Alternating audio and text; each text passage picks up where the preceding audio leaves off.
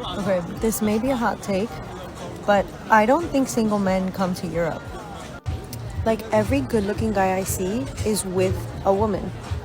They're taken. And I have yet to see a group of single, good-looking guys coming to Europe.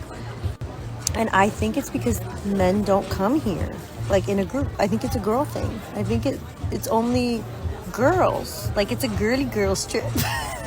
The only group of men I see are like European men, European groups of men. But even then, they're like, half of them are married. They're just coming to be together. This is too far. So it's interesting. I need to know where all the single men go. Where do you vacation?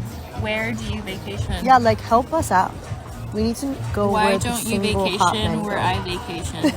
Wow, that's fantastic work, man. You have the wisdom of a 6,000 or 7,000-year-old man. That's fantastic. We don't have to fill up the whole blackboard after all. You know, it never ceases to amaze me how modern women think that the best way to meet a man is to do the things that Sarah Jessica Parker told them to do in a fictional television show that encourages insufferable attitudes and casual alcoholism. They go on these expensive trips overseas to overpriced resorts, and they are shocked to find out that self-respecting men have better things to do with their money than wasting on a trip to Europe. And even if that wasn't the case, the types of single men who can afford these places have their pick of the litter when it comes to chicks. And sister, I gotta tell ya, they can take one whiff of your stench and tell that you're not even worth an exclusive cabin on the tuna train to Pound Town. Ew. I will not be gaslit into believing that my standards for dating are too high when I know that one Steve Irwin, when he was first dating Terry, he took her out on the river to look for crocodiles at night. And when they got back to their campsite, they were rinsing off in the river because it was hot. And she noticed that every time she moved a little bit, he moved a little bit. He was like pivoting around her. And she said, "What are you doing?" And he said, "Oh, well, I don't think there are any crocodiles around here, but just in case, I'm going to stay between you and the river."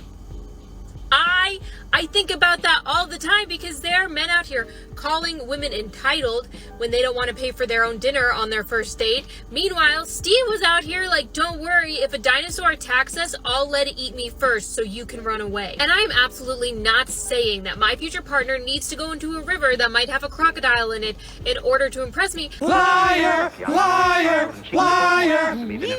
I'm just saying that energy that Steve brought to Terry is the energy I want brought to this function. I would rather be alone forever than have anything less than that. If you wouldn't put yourself between me and a dinosaur, I don't want it.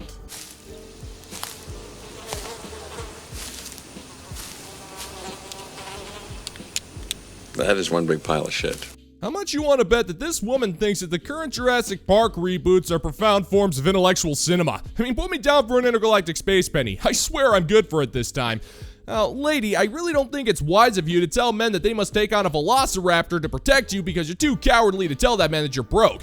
And it's kind of unfair to be comparing yourself to Steve Irwin's dating life when your entitlement is pretty much proven that you don't even deserve to be protected from a gaggle of angry geese, let alone a full-on crocodile. I mean, why should the man do that? You're preemptively accusing him of gaslighting you about your standards when you're literally telling men that they must be willing to potentially become a crocodile's bowel movement for you. And that's just to get you interested in having him pay to watch you shove food down your entitled gullet. And what is this guy getting in return for fighting a swamp creature? Oh, not much, save for your scorn and judgment. So go be with the crocs on your own, sister. I'm sure they'll welcome you with open mouths. Good luck. One more time for the ones in the back. I am 30 years old, and I've lived 1,000 lifetimes through the women who came before me. I remember who I am, and no amount of hate, no comment, no projection is gonna make me back down. You're not silencing me, you're fueling the fire. Every insult you throw, every tantrum in my comments, you're proving my point. You are watching the reckoning unfold in real time, and I'm the one delivering it. I will not stay quiet. Not for comfort, not for approval. Not for the women who were told to stay soft when they wanted to scream. And not for the girls who are watching us now, wondering if they're allowed to speak. I speak because they couldn't. I speak so they can. And I'm not asking. I'm becoming. Oh, I'm so scared.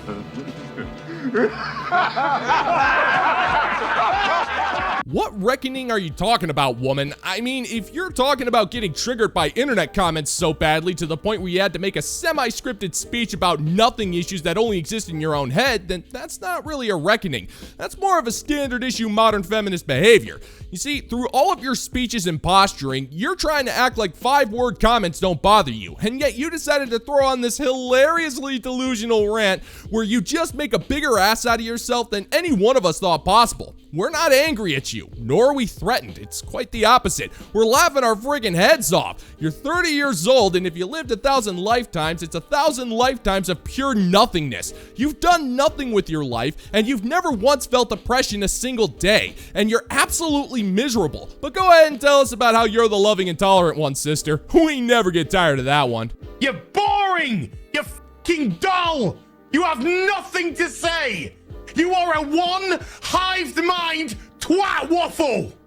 This is how to use ChatGPT to manifest your dream person. Only use this method if you actually want to make them obsessed with you. In ChatGPT, you're going to write the following. You're going to write, can I describe my current dreams for my relationship and partner that I'm manifesting to you? And you write a story about a day in my life of my future self who has. It's going to ask you to share the details of what you want in your dream partner. So be specific, describe it, shoot for the moon, by the way, don't hold back. Then it's going to write you a story, and don't be surprised if you start crying as you're reading it. Okay. As you read it, I want you to really envision it, visualize it, and watch what happens, because this kind of worked for me. If you want me to help you manifest that person within days, then comment worship and I'll send you Become Their Obsession. Follow for more. That is without a doubt the dumbest thing I've ever heard. Oh my god, woman, have you learned nothing from Terminator 2? This is the worst thing you could ever possibly encourage someone else to do. You see, you've already ruined basketball, video games, movies, and quality products at affordable prices for us, and now you're trying to bring forth the AI apocalypse by using ChatGPT to help you cope with the fact that you're hopelessly single. The rich, playboy, underwear model, illegal substance wholesaler, CEO spy isn't going to be giving up his lifestyle just for you. And in the off chance that the AI gets the story right and you magically somehow meet this non-existent dude, it's not going to make much of a difference because you'll still find an excuse to dump him because he won't let you completely redecorate his penthouse apartment. So it's the same thing if you use it or not. So now you're ruining the kick-ass robot battles for us simply because you're incapable of meeting men on your own. So thanks for nothing, sweetheart. Hasta la vista, baby. I have a little obedience taste I want to try on you. Every time I say a word, I want you to focus on the feeling it gives you. Can do that? Good. Let's try my favorite one first. Mine. You are mine. Did you feel it in your chest? Did it feel nice? Now think about how that made you feel. That me calling you mine, all mine. I feel like to puke. Oh, that's an interesting experiment, and personally, when I hear you say that, I get this feeling like I need to run away before your aura infects me with super syphilis. And like, if I don't run away right now and jump in a muscle car and speed off into the sunset while blasting some Night Ranger, then I'm going to find myself in a world of hurt that no man deserves. Well, that and a Charlie horse, and it makes me feel like if I have a better chance of getting into a plasma knife fight with a bunch of Xandorian monkey pirates. And it's way more entertaining and a lot less painful than having to listen to you talk for more than half a second. And I know with guys like GAM Productions, the newest member of the bounty board in my corner, I know that the betting odds will always be in my favor. And I cannot thank you enough for joining the bounty board, and the Intergalactic Space Goddamn Langoma card, all hail, has already made room and is incredibly sturdy cooler for any unlimited ice cold beverage of your choice. Yeah, and this cooler is really that awesome. And when your beverages are next to the drinks of the fine members of the bounty board, you know that you'll always be in great company with a fine variety of drinks, and sometimes that's just the greatest gift of all. All hail! And if you're interested in supporting the channel, check out the bounty board over on Patreon, where $5 a month gets you access to exclusive content you're not going to find on YouTube, and I'll leave the link in the pinned comment down below if you want to check it out. So, over the past year and a half, I've been doing a lot of self-work, learning about myself again, realizing my likes and dislikes, seeing who I really want to spend time with and exchange that energy with, because exchange of energy is so personal and it's something you really have to take seriously.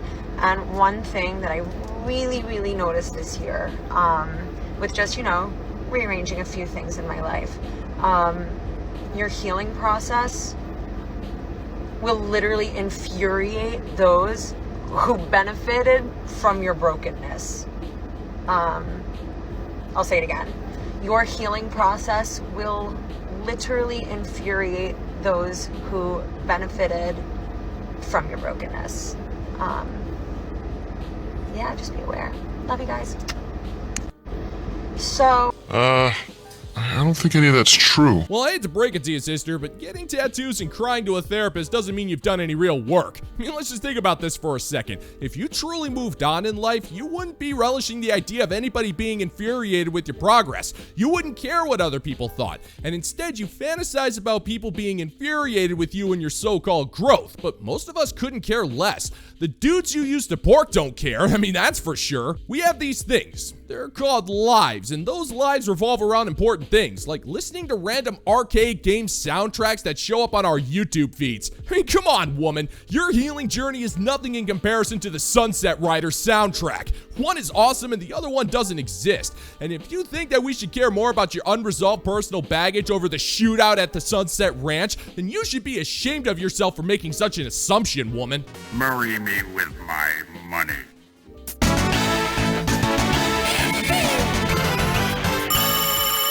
The moment you detach is the moment they become crazy obsessed with you. Now, let me show you my favorite way to do that so that you can get what you want every single time. And I'm gonna get right into it in a minute, but first I'm gonna explain to you what true detachment actually is, because a lot of people get this wrong. It's not about not caring about them or going silent on them or ghosting them or like playing games just to manipulate them into getting what you want. True detachment is when your nervous system finally feels safe, even if they're not responding to you. It's a true identity shift. It's knowing that you're always chosen, loved, and adored, whether that person is choosing you, loving you, or not. So your mood, your identity, the way that you feel about yourself no longer depends on how he's showing up. And my favorite way to create that shift is I always start with one question. Who would I be if I already had what I wanted? How would I feel? How would I think? And how would I act? Would I be refreshing my messages every 5 minutes? Would I be thinking about them nonstop? No, I would be out here living my life to the fullest, being the most magnetic version of myself and literally just thriving. That's how you detach and literally just watch them become crazy obsessed overnight. Sweet. You couldn't ignore me if you tried. Well, I guess I'm not understanding what you're trying to say, sister. How is it that you can be completely detached from men when the end result is to get a man to be obsessed with you? I mean, that kind of defeats the purpose of what you're trying to do here. Now, you've already tried ignoring men and living your best life, which typically involves getting an apartment you can't afford, buying expensive clothing with a maxed out credit card that you're only going to wear once, and going to a pottery class and thinking that you're spiritually healed through the power of creating a structurally unsound coffee mug. Besides, why would you want a man to be obsessed with you anyway? That sounds rather dangerous if you ask me, or at the very least a little creepy. And I thought those things made you feel unsafe, but it doesn't really matter when you think about it. The whole basis for this strategy is to be the type of person who has everything that they want, but the one thing you want is the one thing you can't get. The dude that you crave doesn't exist, sister, and that is why you'll never be able to detach from men. You know that. Of course I do, sir. Everybody knows that. Of course we do, sir. I wouldn't be child-free if I was a man. If I was a man, I would have lots of kids. I would love to be a dad. Because dads, men, get the better deal. Women sacrifice so much more than men when it comes to having children. It will never be equitable. Women sacrifice their body, mind, and spirit for 9 months. We get stretch marks. We have to breastfeed. We have to dilate our pelvis to push a head through it. Men will never have to do that. Ever. Men are supposed to provide. They're supposed to go to work and pay the bills to support the child and the mother. Do they? Most of the time they don't. In this day and age, they don't. Whoa, That is some deep dish racism, motherfucker. All right, let me get this straight here. You hate the idea of having children because of the pain at childbirth and getting stretch marks, but at the same time, you have no problem with the idea of forcing another woman to do the work for you. And then you say that men are terrible at providing, but you have no problem being a deadbeat dad just so long as you can keep that painfully average body of yours, huh? Yeah, that ain't feminism. It's just you finding yet another opportunity to hate on men for no real reason. Yeah, there are some crappy fathers out there, that goes without saying, but to say that the majority of men wouldn't be good fathers is nothing short of insulting. There are plenty of fathers out there who will work themselves into their literal graves if it means their children grow up safe and strong. But none of them count because you decided to pork every Tom and Harry Dick in the freaking county. So it's probably a good thing that you're not breeding, sister, because that father deserves a better woman than one who's going to talk crap about the work he does for her and his family. Even if you have the best man in the world, and that's who you're supposed to choose. You're supposed to choose the best man in the world to have a child with. It will never be equitable. The man will never do more than the mother has to. Because of that, I am child-free. At this point in my life, I'm child-free. In order to have a child for a man, I'm going to need a contract. A written agreement of this is what I am giving you. This is what I am sacrificing to give you a child. You're going to give me all of these things in return. Period. Point blank. Plain and simple, baby. Evil! Pure and simple from the 8th dimension! Newsflash, woman, there's already a written contract in today's era that does just that. It's called marriage, and it's a bum deal for men nowadays. A good husband can do everything right, and his wife can still divorce him because she's quote-unquote unhappy, and she'll strip him of his custody rights and punish him even further with alimony and child support payments that rarely ever go to supporting the child. That man will be forced to spend time away from his kids to work and provide them with everything that they need while you get to stay at home, push a button on a dishwasher, change out a few diapers, and act like you're a modern-day slave. And if you're demanding a contract for everything he's got to do for you, then he's going to need an army of lawyers and stand-up comedians to laugh their freaking asses off at such a horrible thing. Because the best possible man deserves the best possible woman, and not one who fantasizes about neglecting her children just so she doesn't have to push a living human out of her freaking body.